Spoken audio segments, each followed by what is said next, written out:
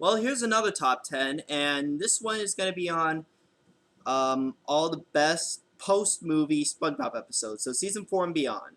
Just like many people in my generation, we all love seasons 1 through 3, and think the movie was the last good SpongeBob thing.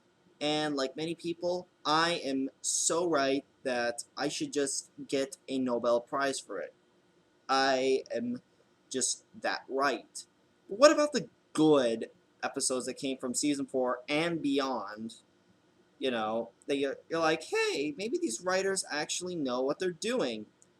And then the next episode came on and you look like a complete dumbass. But these are the episodes that were actually good. So sit back and enjoy.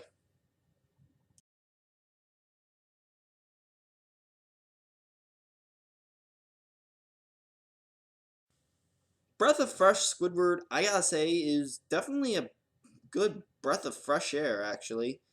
Though the beginning is not so good. Basically, SpongeBob and Patrick act annoying and apparently are always in Squidward's room, when the sun rises, which, that's creepy.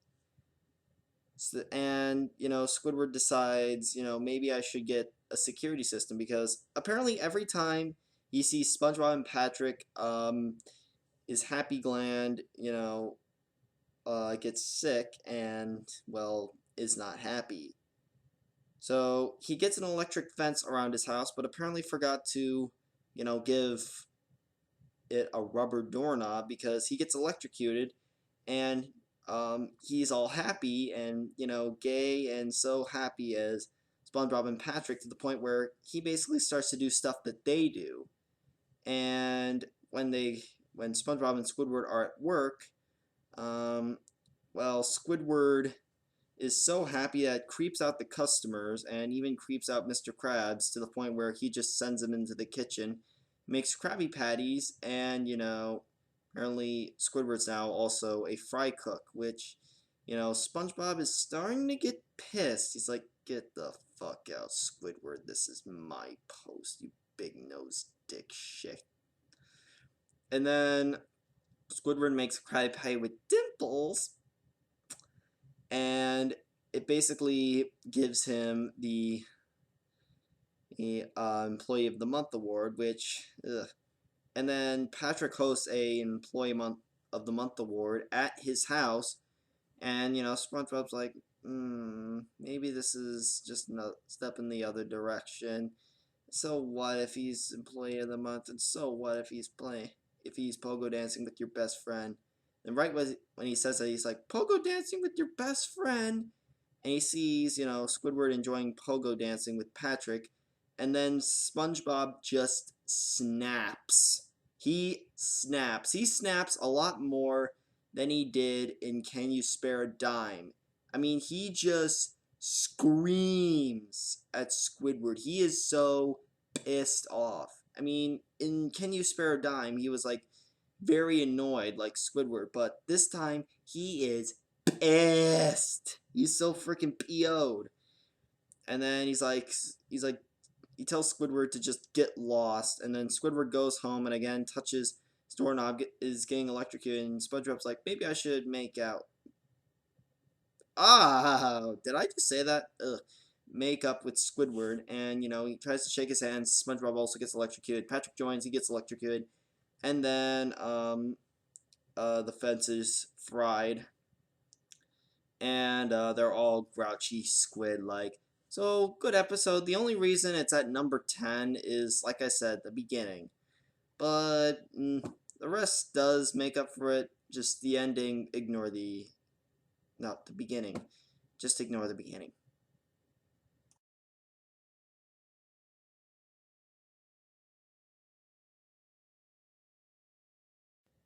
Friend or Foe is quite an interesting episode because it tells us the backstory of how Mr. Krabs and Plankton, became rivals, why they hate each other.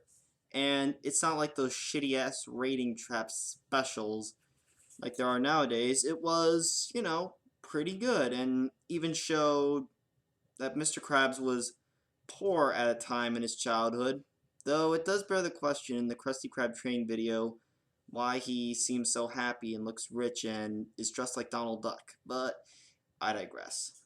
So yeah, Plankton's trying to steal the formula, and SpongeBob's like, why does he try to steal the formula? And rather than, to overthrow the Krusty Krab, it's like, well, Plankton and I used to be friends, which that's shocking. I mean, Mr. Krabs and Plankton being friends? Wow.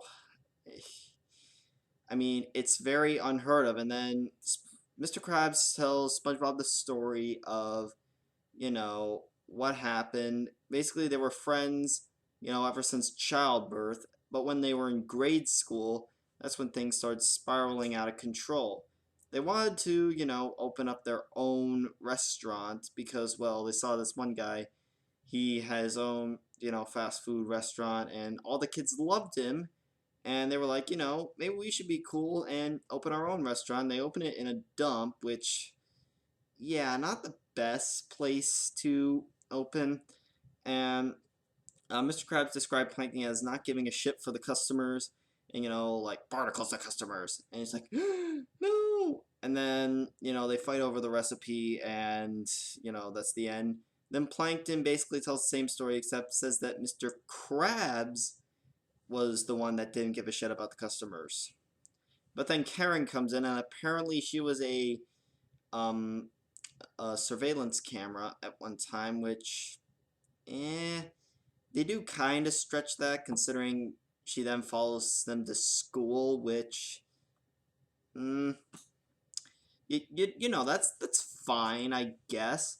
And it shows, they were doing so good, and then, Old Man Jenkins, probably his son. I mean, look, there's been so many Old Man Jenkins. Really.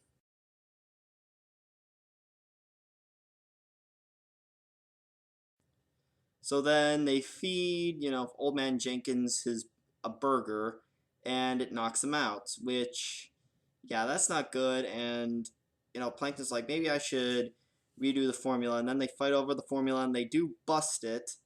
And then, and it, like, knocks, and Mr. Krabs, he, like, gets knocked back, and a bunch of stuff, goes into the cauldron of the patty batter, which, patty batter? Eh. And then, he's like, what should I do with this? Kids will eat anything.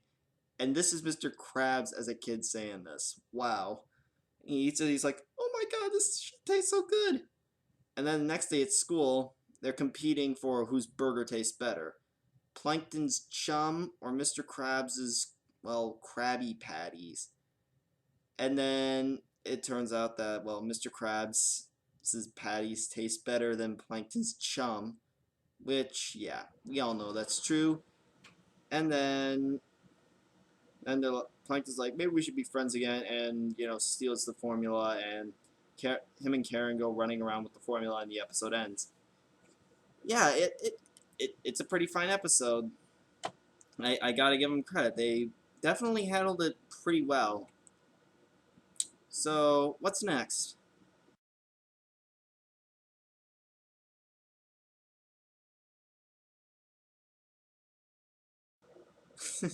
Skill Crane. I gotta say, this one is pretty funny. And, the joke of Squidward failing at trying to get a toy out of the crane might get a little old, but, I can connect to it because I have tried those skill cranes so many freaking times that, I basically gave an entire year of college tuition just to a crane.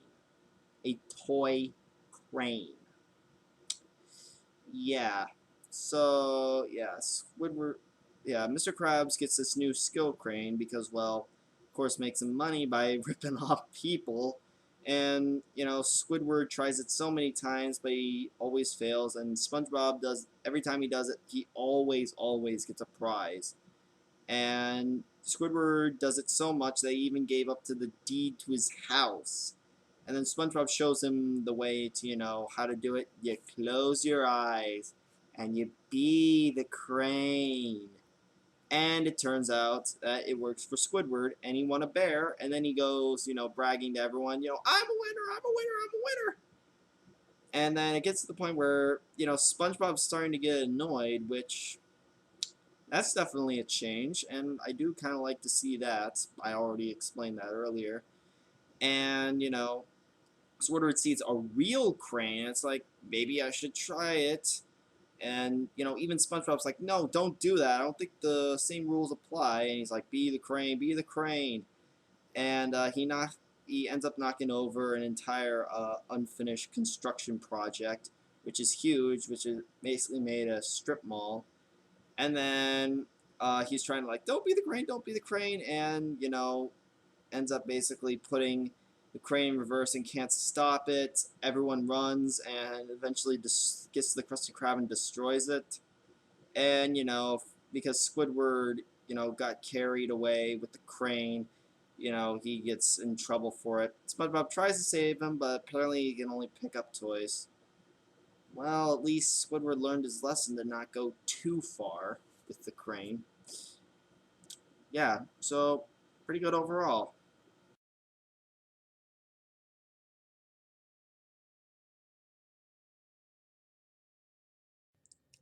Two Faces of Squidward is a pretty funny episode with, well, some very nice face designs, unlike other things they've used.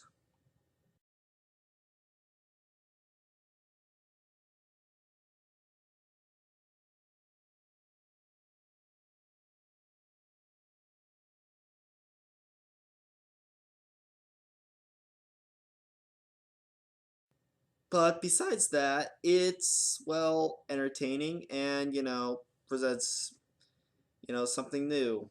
At the Krusty Krab, well, SpongeBob brings Patrick to work, which, since when can he go back behind the kitchen? I don't know. And then Squidward gets so pissed off that when he goes to the kitchen, SpongeBob opens the door right in his face and breaks it. He gets sent to the hospital, and SpongeBob does kind of annoy the doctor, but at least it's not too excessive. I mean, it's fine. And then when Squidward's face is finally revealed, he looks pretty handsome. I mean, he went from this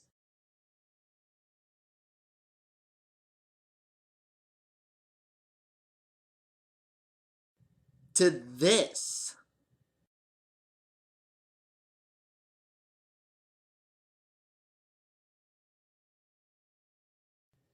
It's very, very nice. And it even goes, makes fun of, girls that always go after guys just because they look nice.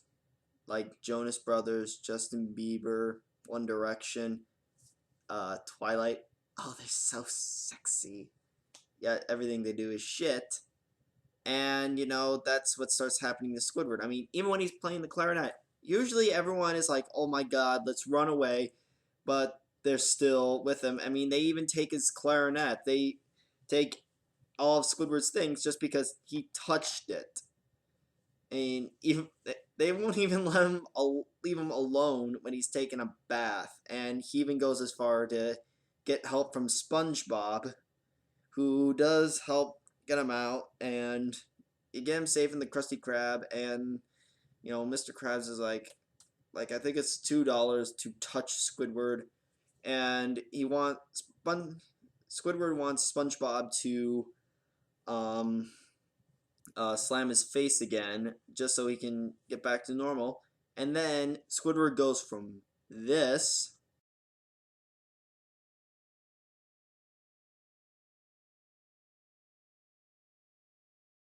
to this.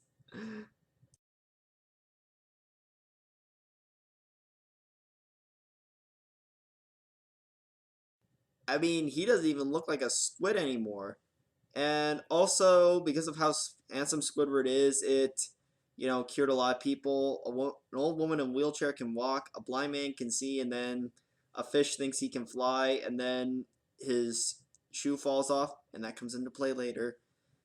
And when, Squidward is yelling at SpongeBob for making me even more handsome, the shoe from the guy falls out, and SpongeBob's like, Squidward, look out for that shoe! And he pushes him out of the way, and he slams into a pole. And then you see blue, like, from his face on the totem pole, and the shoe hits SpongeBob no problem, and Squidward is back to normal. And then the customers are like, screw this, he's not handsome anymore. And then Mr. Krabs, because he wants more money, he just slams Squidward's face just so he can be handsome again. I mean, it's a pretty funny episode. So, what's next?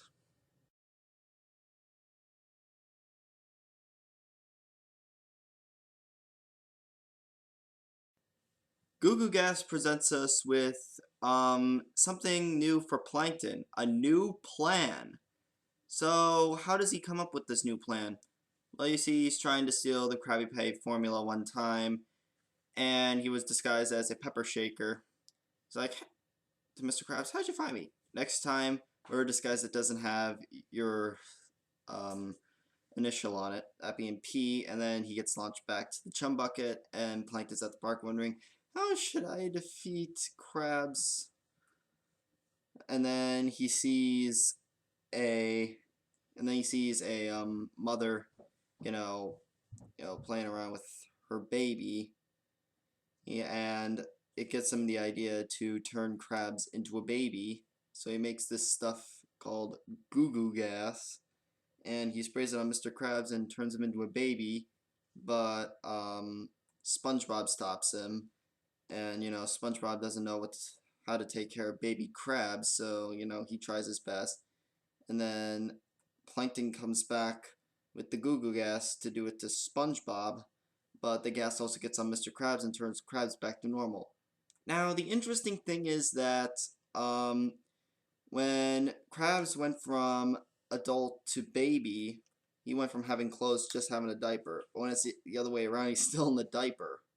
And the same goes for SpongeBob. And apparently he realizes that a second dose of the gas is basically an antidote. And then he sprays him so much that both Krabs and SpongeBob are back to normal, and Mr. Krabs kicks him out. Like, Krabs! Nice diaper! And, there go, and he's get launched back to the chum bucket, and then Plankton, he tries to make a new formula to prevent that, but it turns Mr. Krabs and SpongeBob into senior citizens, and even when they are very, very old, they are still able to stop Plankton. So then Plankton comes up with another new formula, third time's the charm, and he first tested on Karen, and apparently baby computers are calculators, and it works, and then he turns everyone in the Krusty Krab into babies, which, other than Krabs and SpongeBob, also Squidward, Patrick, and all the other customers. And he gets the formula, but then he gets beaten up with it by all the babies. You can see baby SpongeBob messing with the tank of Goo Goo Gas. It gets launched in the air and turns Plankton into a baby, and that's the end of the episode. I really enjoyed it. I I just did. It was definitely, something a bit new, and it was just very enjoyable.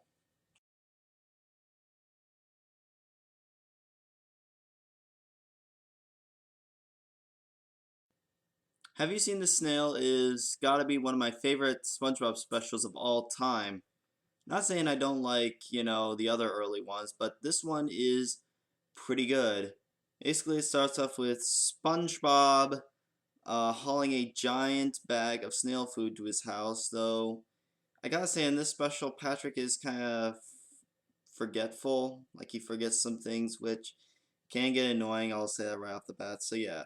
SpongeBob's carrying the giant thing of snail food to his house. He puts it on the porch because it's too heavy, and then he sees something in the mail. Oh, that's with his Mermaid Man Barnacle Boy paddle, like paddle toy thing, the paddle thing with the ball. And then he takes the Dirty Bubble Challenge, and it's a ridiculous number, and Gary's hungry, but SpongeBob doesn't want to be bugged, because he wants to, beat the Dirty Bubble, which does drive Gary away, and yeah, he ends up in this new city, and basically gets taken by this grandma who basically treats him like uh, her own snail, and thinks it's one of her old snails named Miss Tuftsy. Now, meanwhile, SpongeBob basically went insane after taking, the Dirty Bubble Challenge, and well, then Patrick snaps him out of it, and then he realizes that Gary is not there and starts looking for him. And he goes to the extreme. He puts signs everywhere. He looks everywhere for him, and even made a billboard and even a message in the sky. And with one of the most, heart tugging songs, Gary Come Home. Wow. I mean, it's a very, very good song. Gary Come Home. Yeah. Yeah, so then when though they do find Gary at one store, well, Patrick does, when he wants to get scented pine cones. He sees Gary's like, "Hey Gary," and it's like, "Come on, man, why didn't you see him?" And then they go back to putting posters up, and then when Gary and the grandma woman, when they get back to her house, um, she hands Gary, all the flyers that SpongeBob gave out, and so he could go to the bathroom, and he realizes that SpongeBob really wants him back. And then when Gary opens a door, he sees cracked shells. The grandma fed her snails so much that basically they broke out of their shells and ended up dying. So Gary escapes and gets back to SpongeBob. It, it's a pretty good special. Too bad basically all the other ones sucked after that.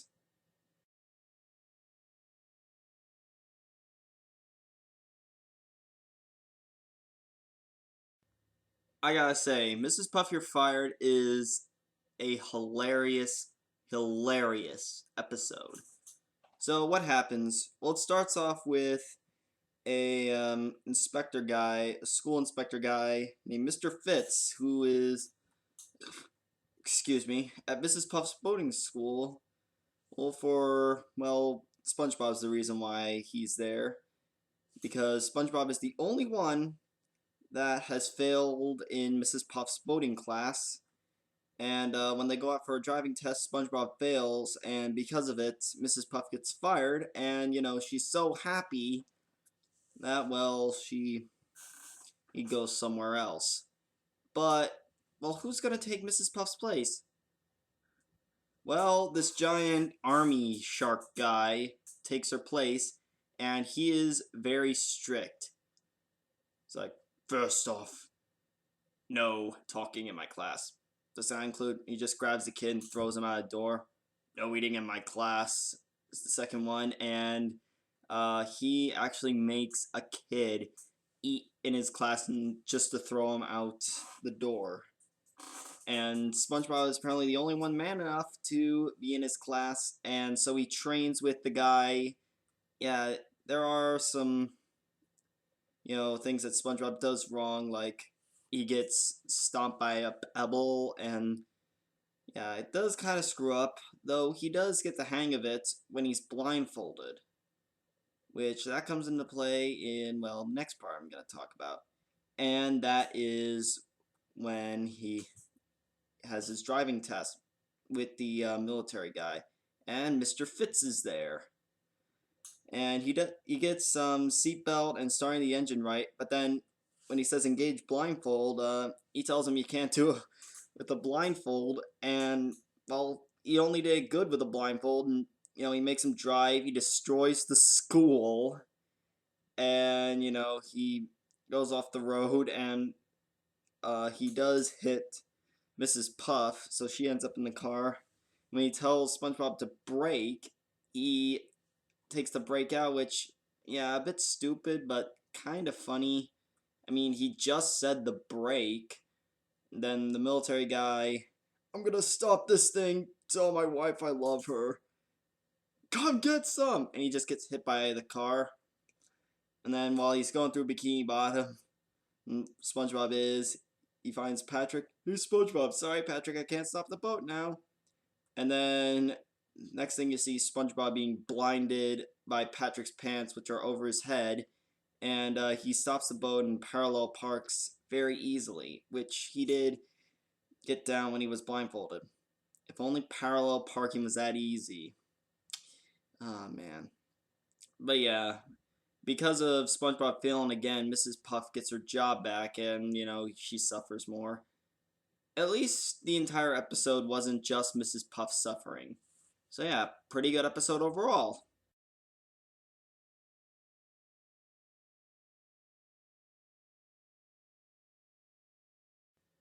All I can really say is that The Lost Mattress is definitely a classic episode. So how does this episode start off?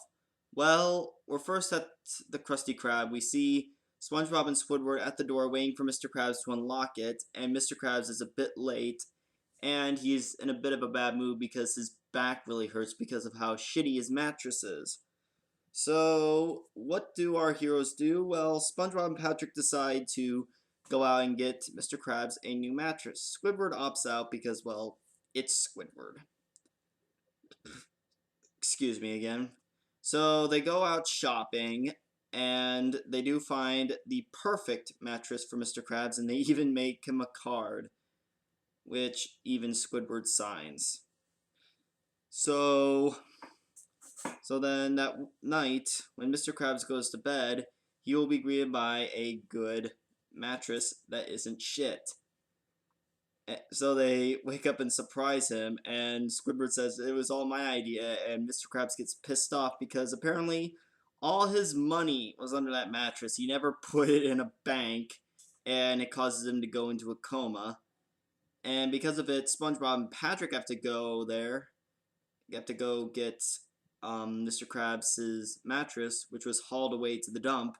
But Squidward has to too, since, well, in the card, he did write, "This was all my idea, love Squidward." At least it's not nowadays where they torture Squidward for no reason. Squidward got himself into this shit.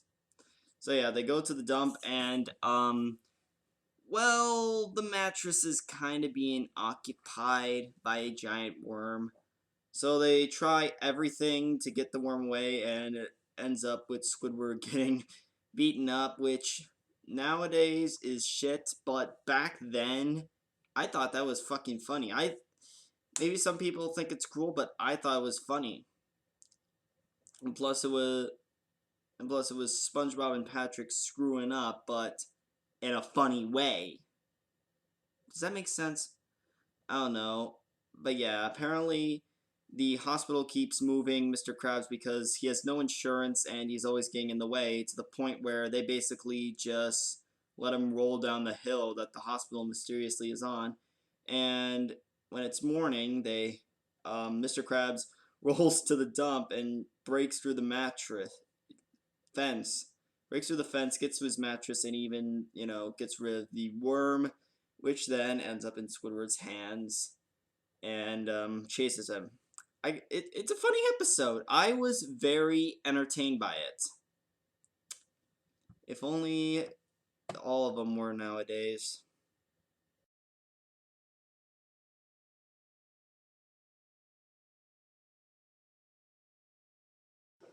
Roller cowards. Why don't the new writers of SpongeBob write their stuff like this? Like roller cowards. This is a good episode. So, what is the thing? Well, you see, there's this new ride opening up at Glove World called the Fiery Fist of Pain. And SpongeBob and Patrick want to go ride it, but the night before they go to Glove World, they have nightmares about them dying and all. And they're also afraid of heights, which I can relate to. I am afraid of heights. Until I go to Six Flags and ride Raging Bull. That gets the adrenaline going, doesn't it? I think it does.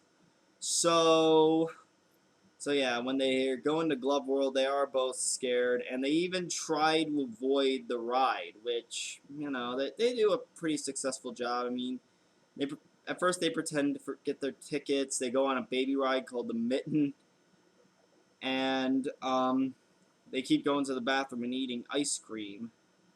And then when Glove World is about to close, they're like, "All right, let's do it."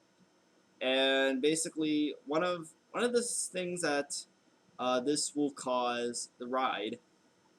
There's explosive diarrhea, loss of spine, and so many other things. I mean, they even had to sign a waiver, and were basically put into bandages and helmets before the ride even started.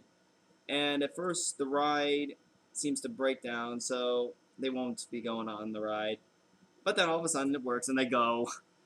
And it was a blast. And I gotta say, the ride, it is freaking funny. I loved it. I loved how they handled how the fiery fist of pain is. I mean, it's dangerous and satisfying at the same time. And at the end, all they lost were their spines, which is kind of ironic since they're both invertebrates. But other than that, it's a great episode. Now, what episode can top Roller Cowards? Well, start the drum roll.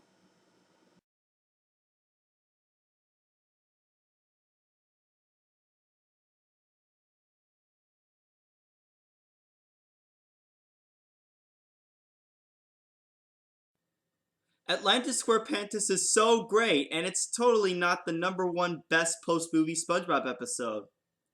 Oh yeah, you totally fell for that.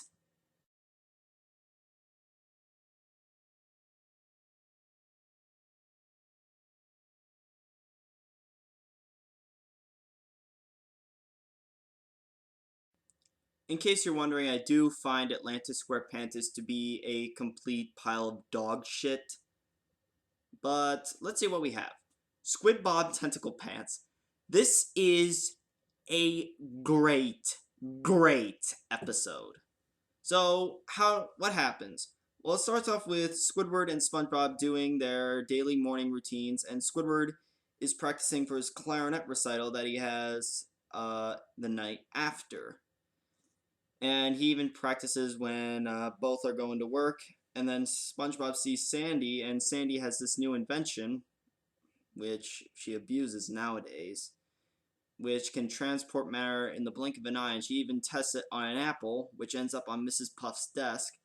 And then SpongeBob is starting to get late for work and just has Sandy zap him to the Krusty Krab. And, you know, she wanted to try, you know, a living creature. So SpongeBob goes in, he gets teleported, and he gets teleported to the front of the Krusty Krab, and Squidward's just about to open the door, and when his hand's out, like this, SpongeBob, like, appears right here. So his arm is in SpongeBob's mouth.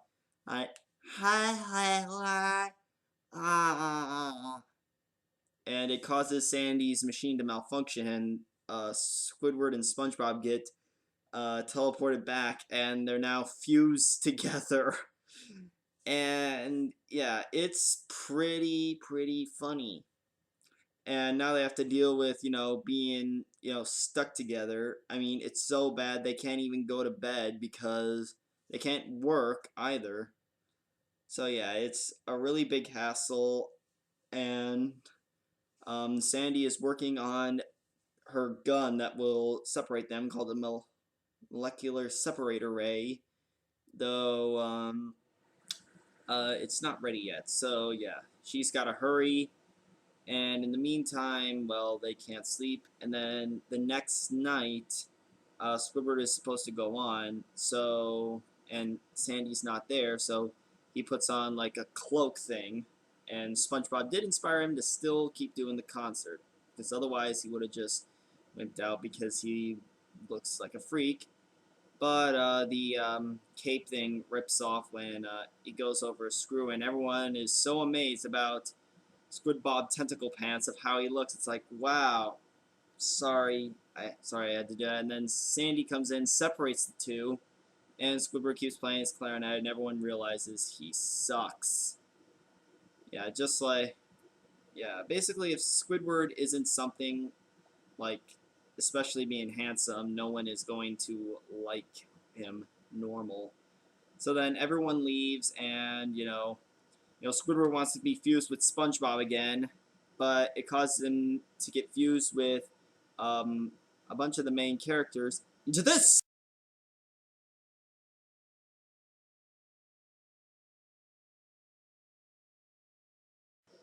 Okay, it's kind of gross, but it's interesting.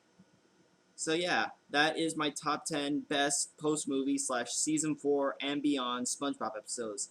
I do have a second edition of worst SpongeBob episodes on the way, but in the meantime, stay tuned. Please subscribe, comment, and well, if you're gonna comment, don't troll. I already stated that at the beginning of this video. So bye for now, and I watch them so you don't have to.